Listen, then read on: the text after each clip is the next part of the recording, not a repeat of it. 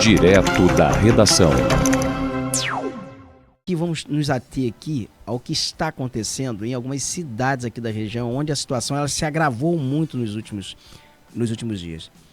Nós temos a cidade de Campos, que já está com epidemia, praticamente foi declarada epidemia de dengue. Rio das Ostras declarou emergência, quando deveria ter declarado também epidemia, porque a situação é séria. E nós temos Macaé, que está com uma escalada muito grande, tem mortes, tem pessoas que já morreram por dengue em Macaé e a cidade ainda não declarou epidemia, ainda não decretou epidemia de dengue.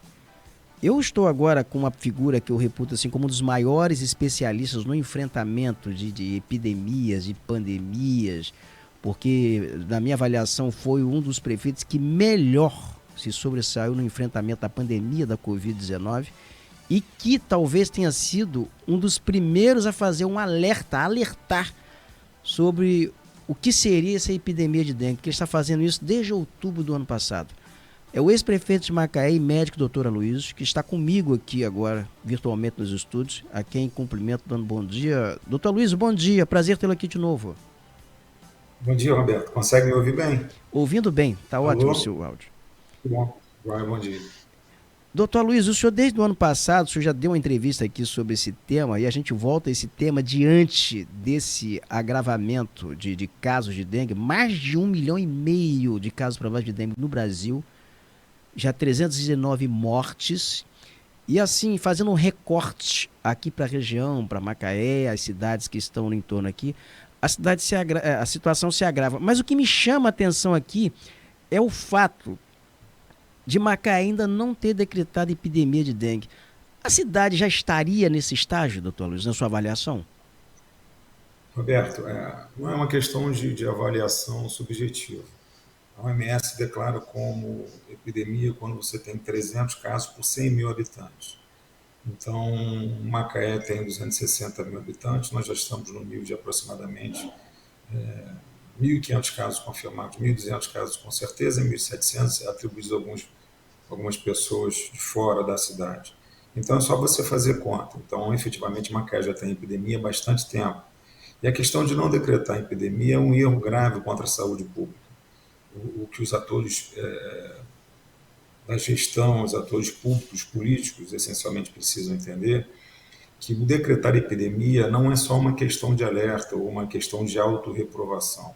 Uma questão de enfrentamento claro, uma necessidade para a saúde pública, por intermédio de decreto de epidemia, por exemplo, você pode fazer um comitê de gestão e convocar a universidade, que é a grande pauta que eu solicito aqui em Macaé, na região. Não dá para enfrentar uma situação como essa sem um nível mínimo de conhecimento. E para a nossa região, para Macaé especialmente, a gestão não tem nenhum conhecimento no enfrentamento dessa circunstância.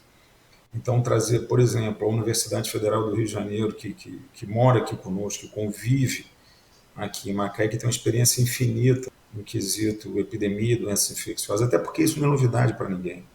A dengue é uma doença endêmica e sazonal, e toda vez que houver calor e chuva vai haver epidemia de dengue, isso tudo a gente já sabe há bastante tempo. Então, decretar epidemia é uma obrigação do governo.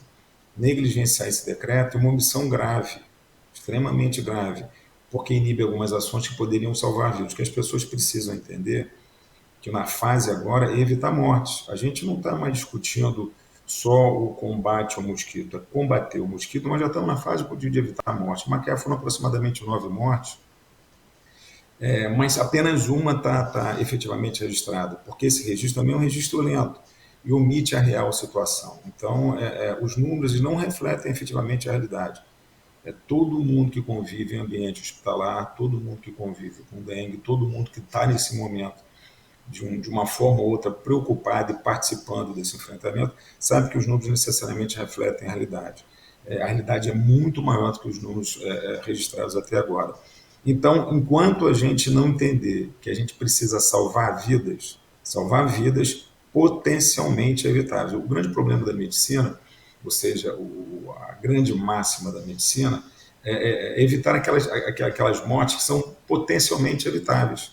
Parece redundância, mas isso é o fato.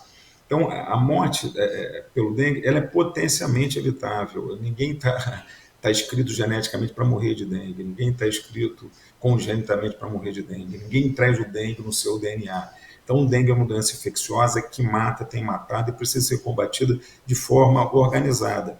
A desordem, a desorganização do sistema de saúde vai levar a mortes potencialmente evitáveis. Isso tem que ficar claro para todo mundo.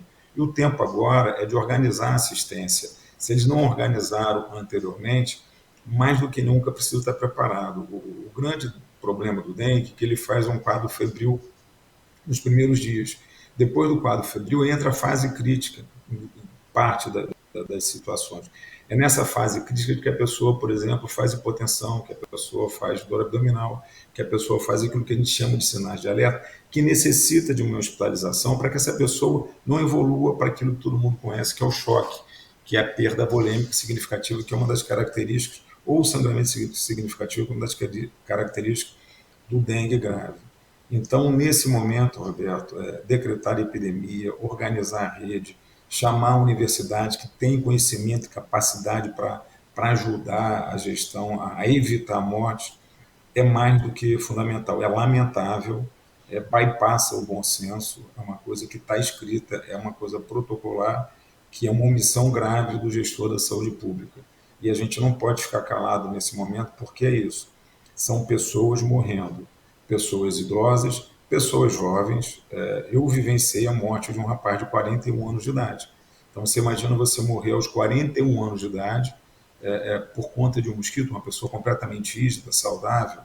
Então, isso é muito doloroso. Então, é preciso organizar, é preciso chamar a atenção das pessoas para a grande desorganização, para a grande desordem que tem sido o enfrentamento do dengue, pelo menos aqui na região de Macaé. E isso eu posso afirmar. Não estou falando para você numa visão subjetiva distante.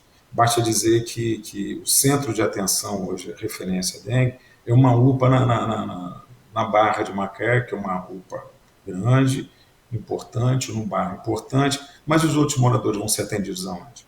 Então, por exemplo, quem sai de lugares distantes, por exemplo, Sonho Mar, Cavaleiros, Imiti, Barueira, Malvinas, essas pessoas vão ser atendidas aonde? Eles vão ser atendidas só na UPA Barra, e a UPA Barra vai ter condições de suprir essa demanda, porque a demanda é vultuosa. Há volume de pessoas que precisam ficar muitas vezes hospitalizadas por pelo menos 48, 72 horas para você ter certeza que aquela pessoa não vai evoluir para um estado grave. Então, organizar a rede agora, evitar mortes, é a palavra de ordem. Enquanto o poder público não se organizar, a gente corre o risco de ter morte potencialmente evitável aqui em Macaé. Luiz, essa entrevista aqui do doutor Luiz, eu quero falar com você que está aqui no rádio, ela vai ser editada, vai estar entre os melhores momentos do programa hoje, então ela vai estar disponível em nuvens, na página do Portal Vivo no YouTube, no Instagram, no TikTok, no Facebook, você vai poder assistir, acompanhar aqui em detalhe. Doutor Luiz, o senhor está falando uma coisa aqui que me chamou a atenção, o senhor fala em 9 mortes. O senhor fala que o senhor testemunhou a morte de um rapaz de 40 e poucos anos, em função da dengue, mas nós temos, e ao mesmo tempo eu estou vendo uma imagem que nós extraímos do Twitter do senhor, essa imagem que vai na tela aí. Por favor, repete a imagem que está na tela aí, que me assustou, porque isso aí agora eu estou sendo informada pela produção aqui, que é de um posto médico, de uma unidade médica. Isso é foco de mosquito dentro de uma unidade médica. É isso. É isso. Isso é uma UPA aqui de Macaé, no dia 17 de fevereiro de 2024, ou seja, um mês atrás. Olha que situação. Um mês atrás, a unidade de saúde aqui em Macaé tinha essa apresentação com doente internado, SEADO da pediatria. Meu Deus do céu. Então, essa desorganização, ela não ajuda a evitar mortes, efetivamente. E as pessoas precisam, os gestores, o secretário de saúde, o próprio prefeito, as pessoas envolvidas com esse atendimento, eles precisam ter essa responsabilidade. E não estou falando aqui com meias palavras. Precisam assumir essa responsabilidade. Eles precisam efetivamente cuidar desse momento dessas pessoas. Eu vivenciei como médico efetivamente 3 mortes. Eu vi, atendi, e todas elas registradas, na verdade. Em Macaé tem uma morte só por dengue.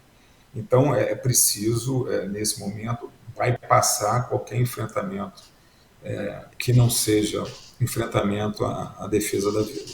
Ô, doutor Luiz, e tem uma outra questão também que é gripe influenza, Covid-19 e dengue epidemia. Sim. O paciente ele pode apresentar um quadro, essa é a pergunta que eu faço agora, ao mesmo tempo Pode. de dengue e também Covid-19 ou dengue e gripe influenza, se isso acontecer, há risco maior para o paciente?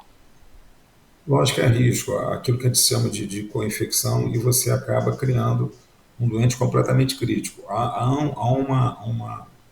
Esse tempo é um tempo de uma grande tempestade viral.